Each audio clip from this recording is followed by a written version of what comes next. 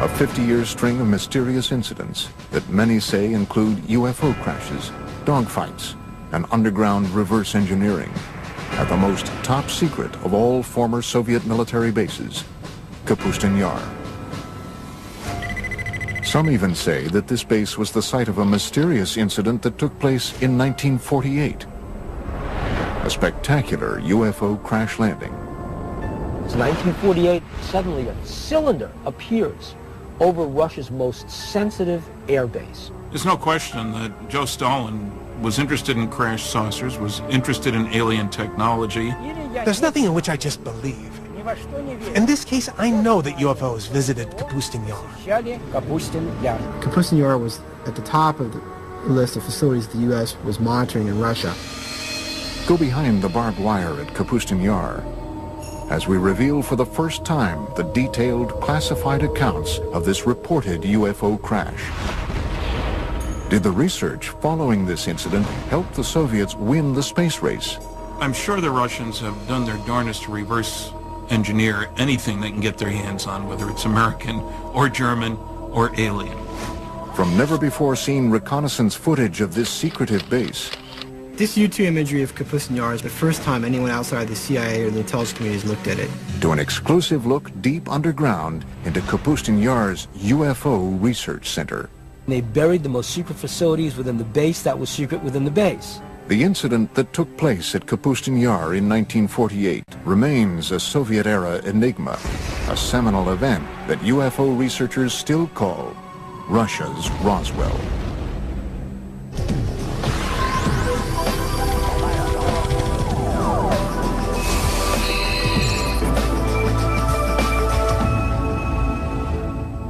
This is Kapustin Yar, a top-secret military facility located 60 miles southeast of the former Stalingrad and 500 miles south of Moscow. Built under the personal direction of Joseph Stalin, it is Russia's oldest and largest military facility. Its activities over the past 60 years have fueled controversy over what really goes on behind these walls. Kapustin Yar, or Vladimirovka, as initially it was called. It was, and it still is the first Russian space range. I'm Vladimir Semenov, and I was with KGB for 26 years. Kapustin Yar, everything was top secret. It was nothing there not secret. I am Sergei Khrushchev's son and former Prime Minister of Soviet Union, Nikita Khrushchev. Less than a year after the Roswell crash made headlines around the world, many believe that this Russian base may have experienced a landmark UFO encounter and crash of its own. June 19, 1948, early evening. According to reports, Kapustin Yar's air traffic controller sees a strange object appear on his radar screen. At the exact same moment, a MiG pilot about 10 kilometers downrange from the base sees a large silver cigar-shaped UFO directly in front of him. He radios back to the base that he's being blinded by a bright light. A Russian pilot encountered a UFO in 1948 and tried to attack it with extremely unfortunate results for both. The pilot was blinded by rays of light emanating from the UFO. It is believed that under direct orders from Soviet Air Force Commander-in-Chief Zagarov, the pilot engaged the UFO for almost 3 minutes before launching a missile that was finally able to bring the object down.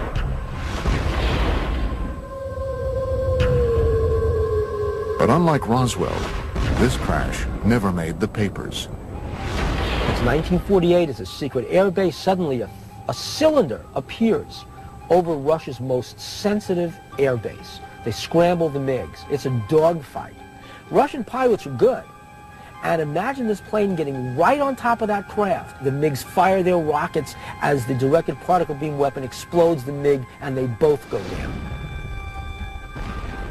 Reports suggest that the blinded pilot, in his final attempt to regain control of his MiG, was hit by the object's weapons and perished along with his airplane.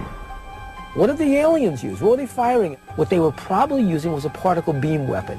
We know what the MiG used. It was the things that the Russians were using at the time. It was firing its guns, it was firing its rockets, and it was firing some very early version of a missile. Somehow, that MiG was able to break up the anti-gravity envelope that surrounded the craft. The cigar-shaped object couldn't stay aloft anymore and crashed. And the Russian retrieval teams, overjoyed that they have their first spacecraft, jump on this thing, and they take it underground to Zitkar, and the Russian secret UFO program begins. I'm Bill Burns, publisher of UFO magazine. Let's face it, everybody wants to get his hand on a flying saucer. It's a wonderful weapons delivery and defense system. I'm Stanton Friedman. I'm a nuclear physicist, lecturer, ufologist. This 1948 crash is one of many strange events that has turned Kapustin Yar into an even more mystifying version of America's Roswell and Area 51. The Soviets had to get their hands on what we had. We had the Roswell crash. We really had a storehouse of technology that we developed in the early 1960s out of Roswell. The Russians didn't have that. Well, how do you get that technology? It doesn't just fall out of the sky. You go after it. And the Russians went after it by embarking on suicide missions. Anything they could do to get their MiG pilots to shoot down an extraterrestrial spacecraft was fair game. From the time it was constructed in the early 1940s, Kapustin Yar was cloaked in secrecy. It is a place where it is said the Soviet Union's top researchers, scientists, and military specialists were sent to develop highly classified Cold War technology and weaponry. I know everything because I spent months and years in the Kapustin Yar working there testing our cruise missiles that we designed for the Soviet submarine to sink American aircraft carriers. Kapustin Yar was on a very short list of facilities that the U.S. intelligence wanted to get imagery of. There basically there's three things going on there. They're testing surface-to-air missiles, they're testing surface-to-surface ballistic missiles, and they're also testing air-launched missiles, cruise missiles. All three are going on at the same place, and so it's of high interest to U.S. intelligence. In fact, the building of the base was so secretive that when a small town nearby was deemed by the Soviet military to be too close for comfort, its residents were evacuated, and it was simply eliminated. The name of the town? Zitkur. Zitkar is a small town just a few miles downrange of the Kapustin Yar test complex, and basically probably what happened was the Russians decided that due to people seeing what was being tested, it would be better to just close that town off. Many researchers believe the name Zitkur was subsequently assigned to the highly classified subterranean UFO research center beneath Kapustin Yar. There There is an idea that in Zitkur and Kapustin Yar there is a storage point for crashed UFOs and corpses of the visitors and members of their crew. Zitkar is analogous to what Area 51 is to Nellis Air Force Base and Groom Lake in Nevada. Different countries have various places where they take their UFO technology. And what they do with it is they try to break it down. They see what it is and how can we reverse engineer this. But long before the 1948 crash, the area around Kapustin Yar and the skies over Russia have been home to many other well-documented and eerie encounters with UFOs. Some date back to a time before what we know as Russia even existed. Russia is a huge land. UFOs have been sighted over its territories for, I would say, thousands of years. I am Paul Stonehill, co-author of UFO USSR. One, which is quite famous, was sighted back about 950 AC by an international traveler of the time, Ibn Fadlan. He and his co-travelers were able to see strange sightings in the sky that scared them immensely. But the local people would laugh at them and say, we see it quite often. Aerial battles, beings fighting each other, strange aircraft, something that's similar to a Star Wars battle scene from a modern movie. Amazing stuff. Legend has it that the spectacular aerial battles that played out in the skies gave the Arab warriors strength and courage to defeat their enemies during the next day's fight. In the 17th century, Russia experienced a rash of UFO sightings. These objects were described by many who witnessed them as comet-shaped balls of fire. The most famous one would be the Rob Ozero incident, when a very unusual, huge fiery disc arrived in the area of a northern Russian lake. One eyewitness submitted the following account. On this, the 15th day of August in the year 1663, a great crash sounded out from the heavens. Around the stroke of midday, there descended upon Robozero a great ball of fire from the clearest of skies. In front of the fire, there were two fiery beams. It went from south to the west and was about 500 meters away when it vanished. But once again it returned, staying over Robozero for 1 hour and a half, filling all those who saw it with a great dread. This documented account goes on to detail fishermen scalded by the burning lake, along with glowing fish that flung themselves onto the ground to escape the looming fireball. Stories, like what they saw over Robozero, were common in pre-revolutionary Russia and outside of Russia and Europe. When we speak specifically of sightings on the territory of the Soviet Union, percentages are very high, more than 50%, that these UFO sightings would be some sort of fiery, sphere-shaped UFO. Another extraordinary sighting took place over Moscow in 1892. An eyewitness report was later published in the March 17, 1892 edition of the Russian newspaper Svet. The pillar of light was pointed straight down to the earth, forming a cone-shaped bundle of rays in the color of ordinary flames.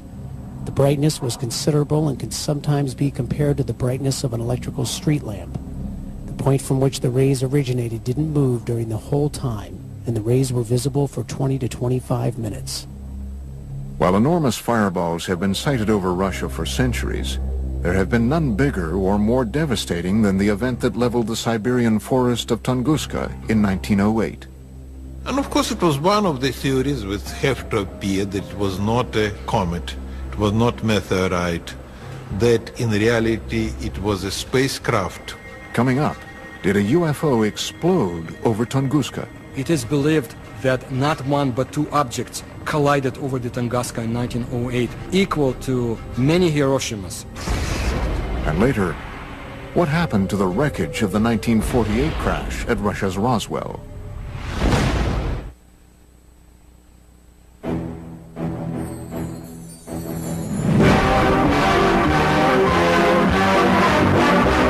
Hurtling through the solar system, a speck of cosmic dust strikes the Earth. Commonly, these meteors are vaporized by friction in the atmosphere. This is part of the story of one that wasn't. A meteor that landed in 1908 in Siberia with the destructive force of an atom bomb. June 30th, 1908, approximately 7 a.m. The tranquil forest of Tunguska, Siberia, was rocked by a deafening, earth-shattering explosion. The explosion packed the power of a 40-megaton hydrogen bomb. Large trees snapped like tiny twigs as the explosion decimated the dense forest. The effects of the blast were felt as far away as Western Europe and were at first believed to have been caused by a giant meteor smashing into Earth. My own personal conclusion is that that was Mother Nature showing off, if you will, but that there was no intelligence behind what happened there. It wasn't a rocket, it wasn't a bomb sent to let us know that aliens are watching you, Earthlings. Literally a catastrophe from outer space. Yet UFO researchers say if this devastating explosion was the result of a meteor, why were there no craters found in or around Tunguska? It is something scientists to this day have had trouble explaining. This was, let's call it an explosion, although some people call it an implosion. Whole kilometers of the taiga forest were destroyed. The event itself caused changes in the magnetic field of our planet. The academic establishment is of the opinion that the Tunguska event was simply a meteor, but there are many facts that speak to the idea that it was, on the contrary, rational guided flight. It made a turn, which is something that a natural object or meteor could not have done. What was it that could have done that level of devastation and not leave a crater? Modern-day UFO researchers were not the first to suspect that the Tunguska event was the work of something other than a meteor. Reports suggest that Stalin believed the Tunguska blast was the result of a UFO that had launched some sort of experimental weapon. Stalin was interested in the acquired information to determine whether UFOs presented an immediate threat to the Soviet security. That's why he used some of his top scientists to give him an assessment. Scientists like Korolev studied UFO materials. Sergei Korolev, one of the Soviet Union's most celebrated scientists, would go on to become the father of the Russian space program and the man responsible for Sputnik. Along with Stalin, he was determined to solve the mystery of Tunguska. These observations prompted him to finance an expedition to the place where the Tunguska event happened. Sergei Korolev used his own money to send an expedition to the Tunguska area in helicopters.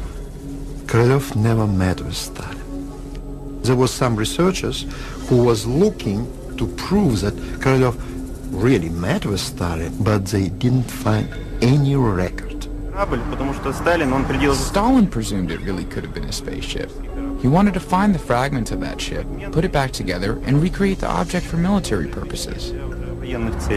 Initially, Korolev found that many of the physical scars left behind at Tunguska were still visible. But the most shocking discovery came in the form of radioactive metallic fragments found at the site. Debris uncharacteristic of any asteroid or meteor. If you go along the flight path of the Tunguska object and continue past the crash site, you reach an area that Russian ufologists call the Devil's Graveyard. It's a 300 square meter area where not a single plant grows and animals die. It also has a higher than normal radioactivity level. This is a result of what might possibly be a radioactive metallic fragment from the crash. The radiation levels were there. I mean, meteors don't come down with that level of radiation. So one of the stories is it was a mothership that detonated. It is believed that Korolev privately told Stalin that the incident at Tunguska had indeed been caused by a UFO, fragments of which were still scattered around the area. However, in his top-secret official report, Korolev is said to have told a much different story. The official party line, Tunguska, was the result of a giant meteor. The whole point was, if the information serves the bureaucracy, good. If it doesn't exist. So where were the radioactive fragments from Tunguska taken? Some believe the evidence was transported to Kapustin Yar's underground base, Zitkur. Different countries have various places where they take their UFO technology. Well, the Soviets basically had one at Zitkur, and it was where they could try to figure out what the technology is and how do we use it. And of course, the security around those bases is essentially shoot-to-kill security. Was Stalin's team of scientists inside the underground lab of Zitkur using UFO wreckage to advance their fledgling missile defense and space programs? They had a couple of men, at the top of their program who really pushed the space program. I'm Fred Kulik at Caltech. The head of the space program had direct connection to Stalin and later Khrushchev.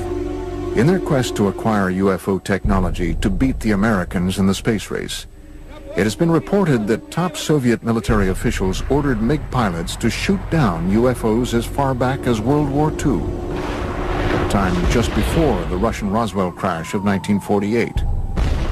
So that gives you a two-pronged concern about UFOs. One, you want the new technology to top the other guy's flying technology. And two, we need to be on the alert for new stuff from them. So either way, you want your guys to shoot them down. As the word spread that UFO wreckage from Tunguska and the 1948 incident were being studied at Zitkur, Russia's Cold War enemies were becoming more and more intrigued by what might be going on above and below the top-secret military base. The CIA had agents in the Soviet Union back in 1950s who had reported on UFOs, and the CIA was very much interested in what was happening in the Soviet Union. Coming up, shocking, never-before-seen U-2 reconnaissance photos of Kapustin Yar. And later, an underground tour of Zitkur, revealing for the first time ever the base within the base at the center of Russia's Roswell. In the early stages of the Cold War, the Soviet military test site of Kapustin Yar became a hotbed of secret activity.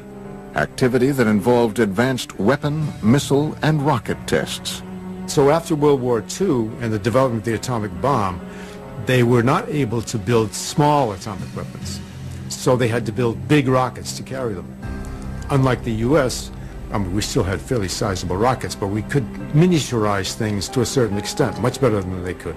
So from the very beginning, they envisioned large rockets, and that really gave them a start on the space program as well. The Russians had one of the scariest pieces of paper I've seen at one of the 20 archives I've been to, said that the Russians have made more progress in the past 18 months in the development of nuclear weapons and methods for delivering them than had been anticipated for 5 years. That was in 1951. By the early 1950s, rumors of UFO activity and experiments at Kapustin Yar had indeed leaked beyond Soviet borders. Alarming news that some say may have prompted the U.S. to find out once and for all if the Soviets had gotten their hands on UFO technology. Kapustin Yar and Zikr were at the top of our military watch in the same way that Area 51 and Wright-Patterson Air Force Base and Los Alamos were at the top of their military watch.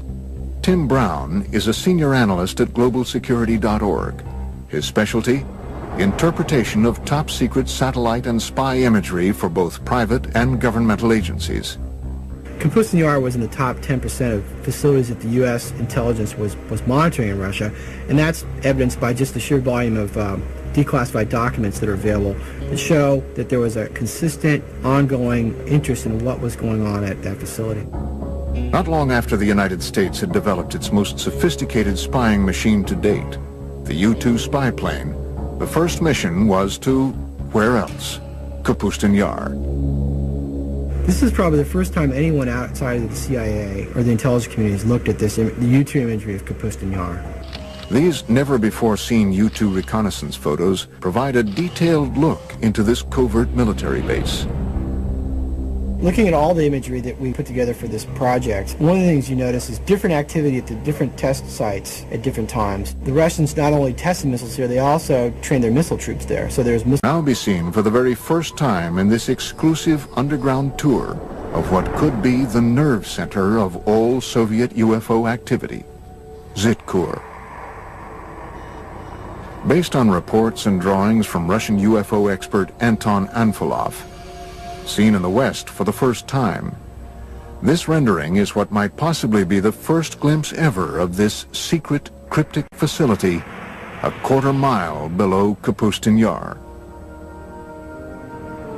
Let's say that you get a chance to go down there to the most secret Russian UFO laboratory. It's not glorious, high-tech, and brightly lit. It's dank, it's dark, and it's dingy. It's Russian. It's extremely compartmentalized. It's like an underground shopping mall, except inside the mall are all these rooms where there's exotic technology being taken apart and put back together. In this hub, they're doing autopsies on alien bodies. In that hub, they're reconstructing an engine. Then you've got these fantastic Rube Goldberg machines. What they are machines to test various components, and then finally you come upon these huge underground hangars. And what you're struck by is that there are no airplanes in the hangars. There are these long, cigar-shaped, cylinder-shaped craft in various stages of disrepair because they've crashed. And they're going to try and reverse engineer these. That's what you'd see at this base.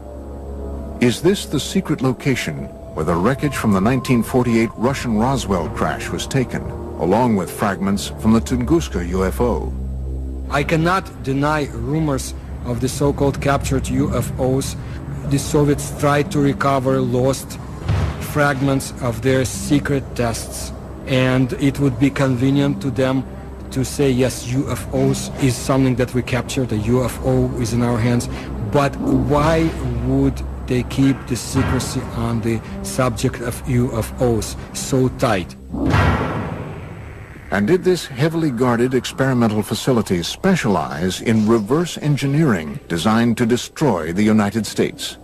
If Kapustin Yar is where you're doing your advanced development work, rocketry, aircraft, weaponry, laser weapons, all this kind of stuff, where you need high security and a good setting for your scientists and major computer facilities, then you'd expect that that's where they'd be doing their UFO, advanced UFO research, not UFOs 101.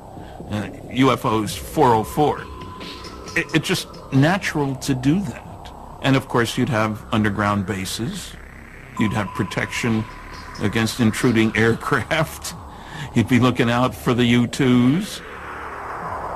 Another mysterious aspect at Kapustin Yar are the many strange patterns on the ground.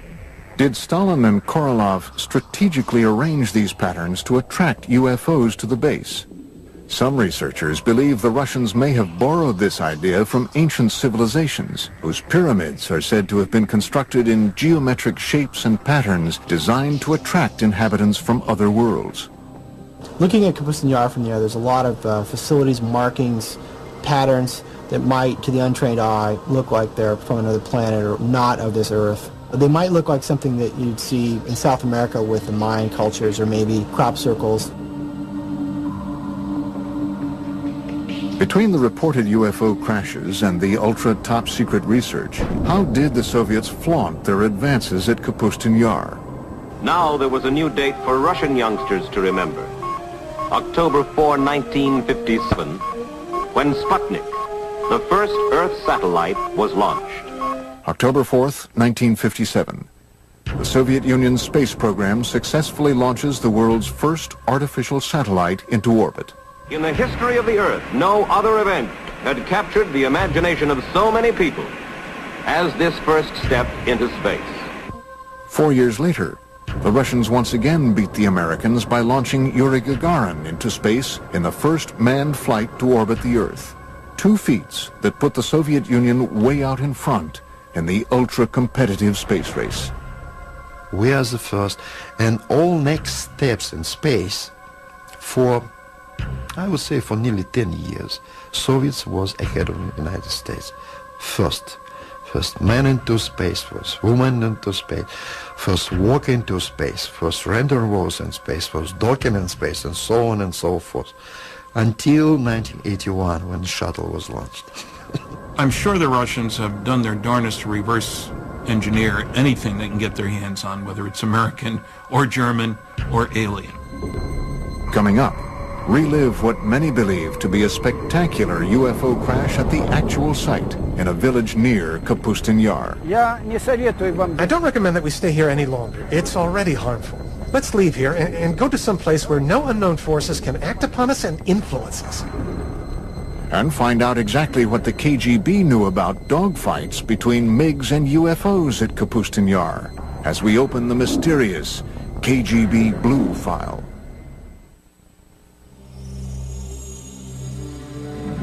Russia's foremost authority on UFOs is a man so legendary and popular around the country that he is known only by his last name, Azhaja.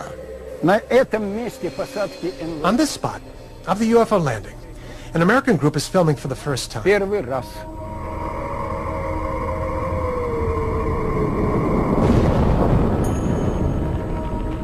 was very popular at the peak of the UFO activity in the Soviet Union. It was late 60s, 70s. At that time it was not permitted, but not restricted to talk about this. Azhaja invited the History Channel on an exclusive tour of a reported UFO crash site not too far from the site of the Russian Roswell crash of 1948. For that, I have to stand there, on that particular corner.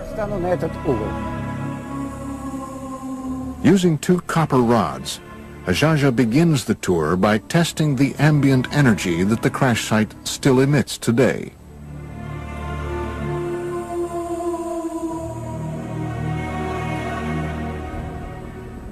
There it is, a negative sign right there. Down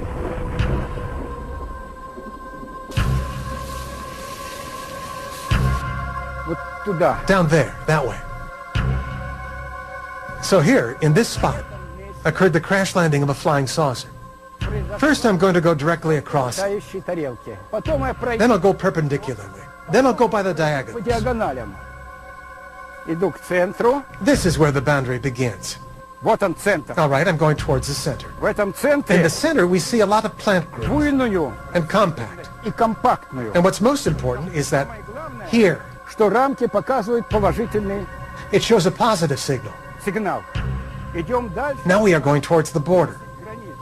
Now they're showing neutral. And here, here's the other part of the border. Right from here to over there. Now I'm going away from the center, toward the other side. Ajaja is walking the 100-foot by 20-foot outline of a cigar-shaped UFO that reportedly crash-landed here in 1961. Again, now we're going back.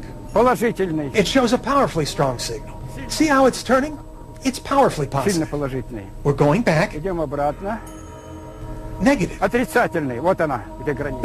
There it is, see? Here's where the border is. We got one point over there, another point over there. 3 point and 4 point.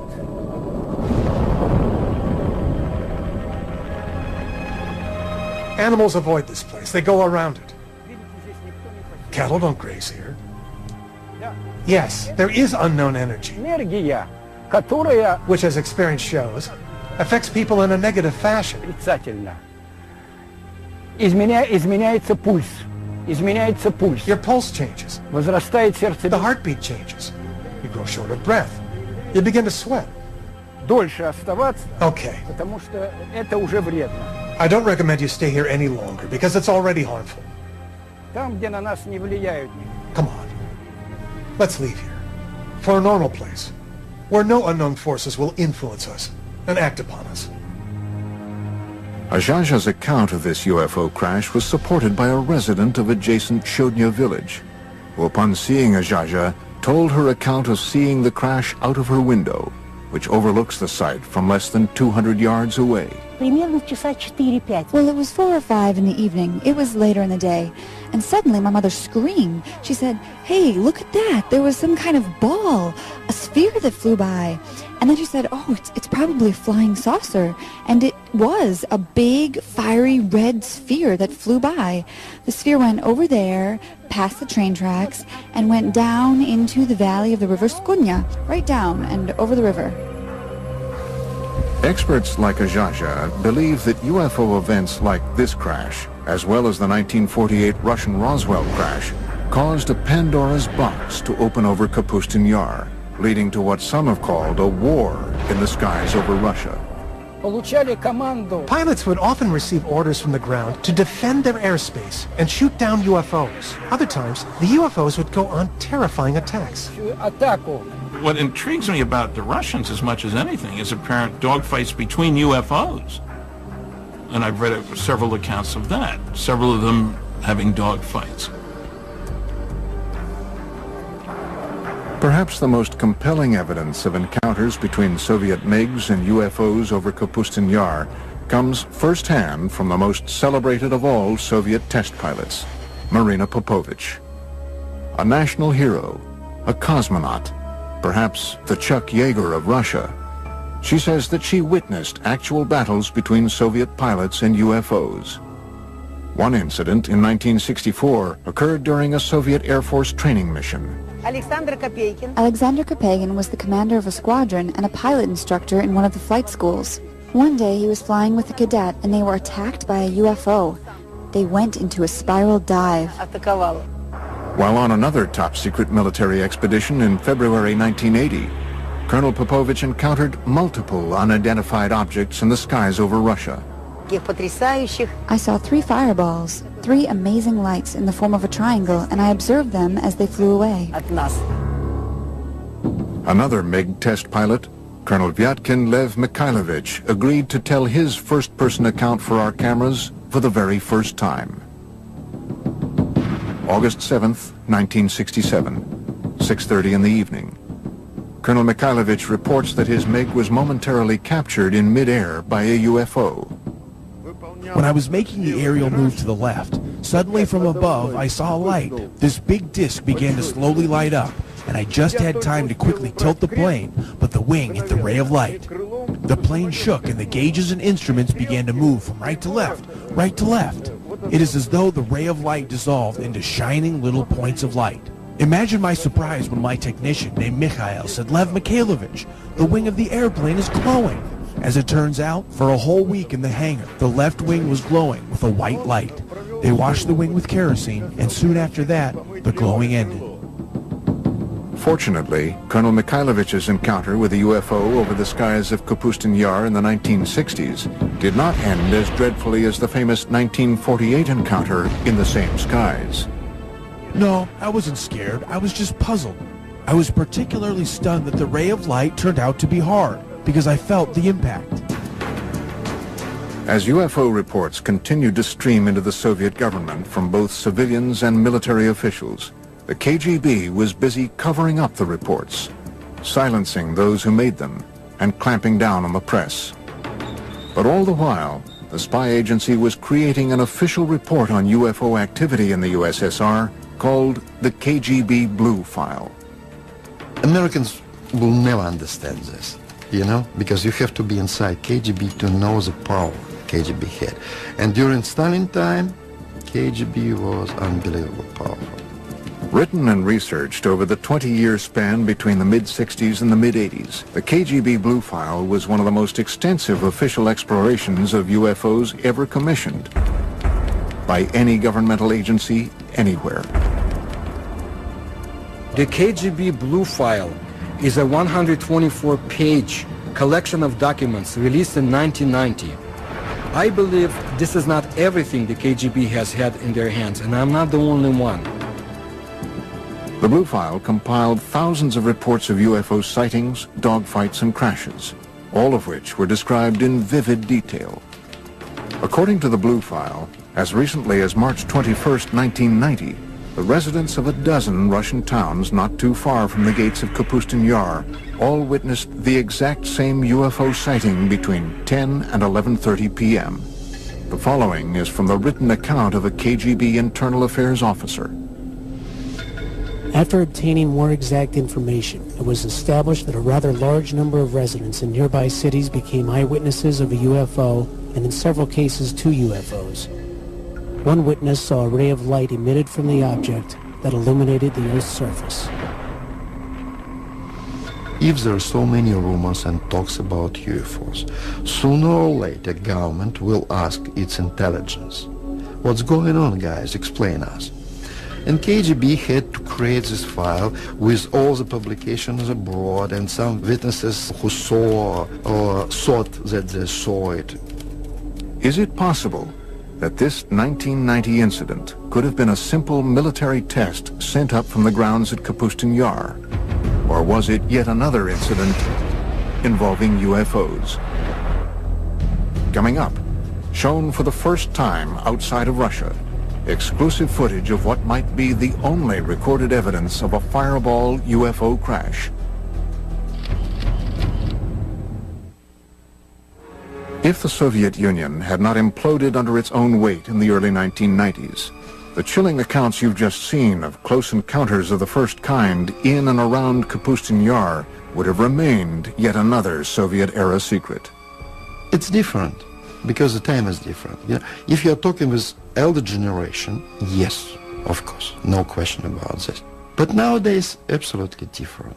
You know, younger generation now, they're living in another society, and they have much more freedom. This new freedom in Russia helped the producers of this program acquire, through official channels, this Soviet military footage you are about to see. Throughout the 50s and 60s, the Soviet military experienced a string of failed rocket launches and missile tests that resulted in one disaster after another at the base. Were these simply accidents or retaliatory attacks by UFOs? I have heard a story, for what it's worth, and I don't usually talk about myths, but I've heard that 4 Soviet big launch vehicles were exploded on the pads by aliens because they kept trying to shoot down the flying saucers. Hidden from view for 45 years, a Soviet military cameraman captured the after effects of what appear to be 2 fireball-shaped UFOs that reportedly crashed early on June 3, 1960. From what we can determine, not a single person outside of the Soviet military and KGB has ever seen this footage. 3 Red Army firemen are seen running from this massive fireball, which, according to reports, continued to expand, causing other massive explosions in the area for over an hour. One of the fireball-shaped UFOs was believed to have destroyed 3 Soviet rockets on their launch pads, while the other targeted and destroyed a rocket fuel depot, all just yards from the Zitkur underground UFO research facility. The charred remains of the 2 reported UFOs seen here were quickly sent across the base to Zitkur. Try and imagine Earth as an undeveloped colony. And just like the United States and the Soviet Union fought wars over other areas, political wars over other areas, imagine the aliens want our resources. And they're fighting over Earth the same way the U.S. and the Soviet Union had conflicts over other areas after World War II. How could all of these shocking events have been held back from the public for so many years? The Stalin's time and early post-Stalin times, everything was restricted.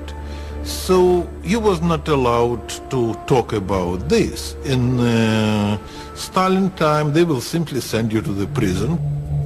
Could all of these UFO accounts and the trail of freshly unearthed evidence of UFOs be attributed to logical explanation? Or is it possible that strange things really do happen in Russia? A reporter for one of America's largest newspapers says yes. In May 2005, reports reached the Moscow bureau of the Los Angeles Times that a lake about 3 hours away from Moscow had simply vanished. We went up there because we heard that it had just disappeared, and I said, you know, I'm not going after the story. A lake does not just disappear. Kim Murphy visited the site a few days later. Her account was published on the front page of the newspaper on May 27, 2005. We got up there and just found this huge hole in the ground. The only eyewitness, as far as we know, who actually saw what happened, described going down to the lake where he says there's this swirling of water that looks like water going down a toilet bowl, just, you know, in a raging circle, just tumultuous. And it's going and it's going and it's going, and pretty soon it's gone. From disappearing lakes to fireballs seen in the sky to reported attacks by cigar-shaped UFOs, Russia continues to be a land of incredible mystery. And as top-secret work continues to this day at Kapustin Yar and Zitkur, the base remains a potent lightning rod for UFO activity. According to one researcher, Kapustin Yar was the site of a crash in 1989, and even more recently, the debris of a 1997 crash in Poland was taken to Kapustin Yar for analysis. Recent political moves by Russian President Vladimir Putin have caused some in the West to accuse his government of closing the Iron Curtain once again on today's vibrant Russia. On a day-to-day basis, people are convinced and worried that Putin's Russia is a much more authoritarian Russia than was Yeltsin's Russia. They do know that UFO information is not available from Russia as easily as it had been before. You lose the ability to control secrets in an open society. Putin came out of the KGB. He's seeing a lot of valuable information and valuable technology go to private sources. The Soviet Union is closing down in a lot of areas, but also closing down in UFOs. It might be even longer until the curtain is pulled back on the secret underground laboratories and lairs of this legendary Area 51 of Russia. And we have only just begun to scratch the surface of the puzzling mysteries of Russia's Roswell. Extraordinary claims require extraordinary evidence. Seeing is believing. A 50-year string of mysterious incidents that many say include UFO crashes, dogfights, and underground reverse engineering at the most top secret of all former Soviet military bases, Kapustin Yar. Some even say that this base was the site of a mysterious incident that took place in 1948. A spectacular UFO crash landing. It's 1948, suddenly a cylinder appears over Russia's most sensitive airbase. There's no question that Joe Stalin was interested in crash saucers, was interested in alien technology. There's nothing in which I just believe. In this case, I know that UFOs visited Kapustin Yar. Kapustin Yar was at the top of the list of facilities the U.S. was monitoring in Russia. Go behind the barbed wire at Kapustin Yar as we reveal for the first time. This is Kapustin Yar, a top-secret military facility located 60 miles southeast of the former Stalingrad and 500 miles south of Moscow. Built under the personal direction of Joseph Stalin, it is Russia's oldest and largest military facility. Its activities over the past 60 years have fueled controversy over what really goes on behind these walls. Kapustin Yar, or Vladimirovka, as initially it was called. It was, and it still is the first Russian space range. I'm Vladimir Semenov, and I was with KGB for 26 years. Kapustin Yar, everything was top secret. There was nothing there not secret. I am Sergei Khrushchev's son and former Prime Minister of Soviet Union Nikita Khrushchev. Less than a year after the Roswell crash made headlines around the world, many believe that this Russian base may have experienced a landmark UFO encounter and crash of its own. June 19th, 1948, early evening. According to reports, Kapustin Yar's air traffic controller sees a strange object appear on his radar screen. At the exact same moment, a MiG pilot about 10 kilometers downrange from the base sees a large, silver, cigar-shaped UFO directly in front of him. He radios back to the base that he's being blinded by a bright light.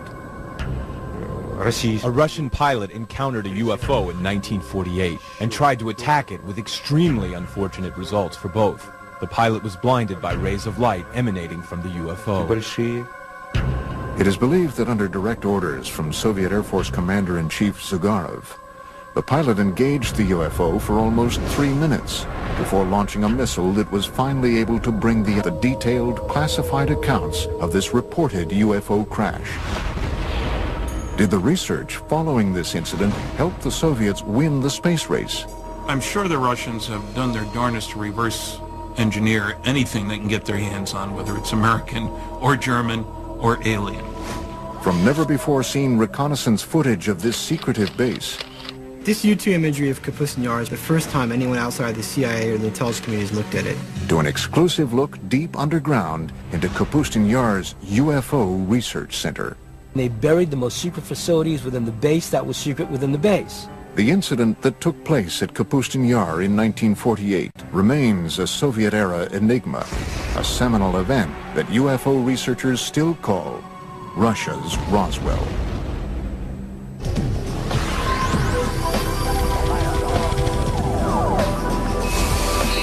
Object down.